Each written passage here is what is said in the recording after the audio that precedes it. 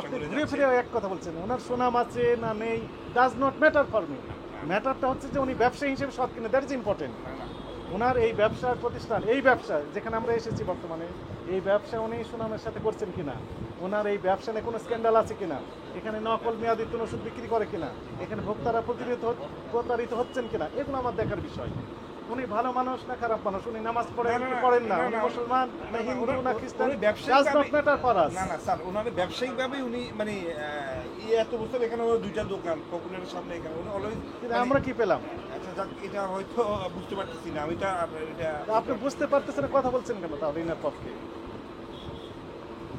যখন বুঝতে পারছেন না তখন কথা বলার দরকার নেই, যখন বুঝবেন তখন কথা বলবেন ওই অ্যাঙ্গেলে।